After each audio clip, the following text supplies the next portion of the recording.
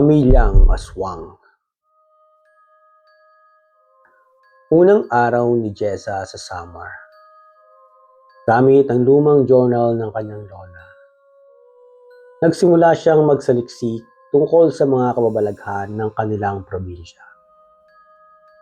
Sa isang pahina ng journal, may pamilya rito na di tumatanda. Takot ang mga tao sa kanila, pero walang umaamin. Dahil sila ang nagpoprotekta sa barangay. O siya rin ang sumisira rito. Mabait sila, anak. Ani Mang Noli nang tanungin ni Jessa tungkol sa pamilyang Generoso. Sila ang unang nanirahan dito. Nakilala niya si Aling Marta Generoso. Tahimik, malangiti, ngunit malamig ang titik. Ang kanyang mga anak ay tila hindi tumatanda. Ilang taon na po kayo, Aling Marta? Tanong ni Jessa. Pareho lang kami ng lola mo? Sagot niya, sabay ngiting may laman. Sa pananaliksik ni Jessa, nabasa niya ang alamat ng sumpa ng dugo. Isang pamilya raw ang sinumpa matapos gumawa ng ritual upang makaiwas sa salot. Ang kapalit, hindi sila tatanda. Ngunit mamumuhay silang gutom. Gutom sa laman. Habang binabasa ito, biglang kumalsko sa bubong ng kanilang tinutuluyan. Nang sumilip siya, may aninong mabilis na gumapang sa dilim. Kinabukasan, nabulabog ang buong barangay. May patay na kambing. Walang dugo at punit-punit ang laman. Aswang yan! Bulong ng mga bata.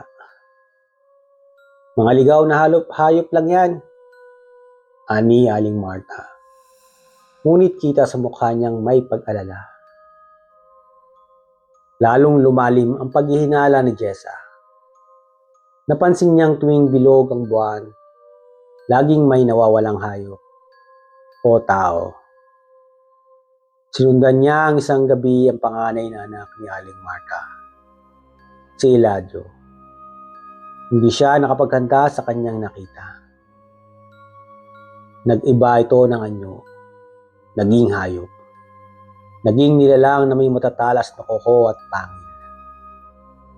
Umakyat ito sa bubungan ng karatig bahay at bumaba. Dala ang hiyaw ng isang batang babae.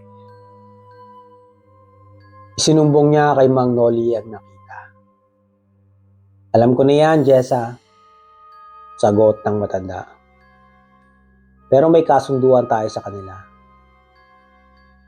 Ano ang kasunduan? Kapag binulgar mo yan, ikaw ang isusunod nila. Hindi siya naniwala. Tinangka niyang i-record ang aktual na pagbabagong anyo ni Eladio.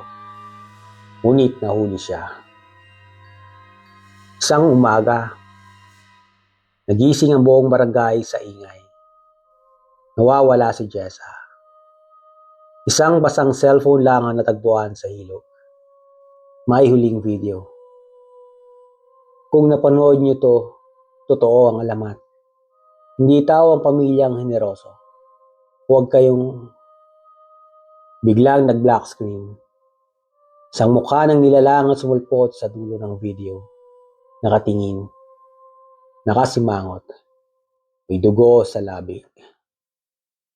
Dumating ang gabi. Bilog ang buwan. Tahimik na ang buong barangay. Walang gustong lumabas. Ngunit sa loob ng bahay ng Generoso, may piging.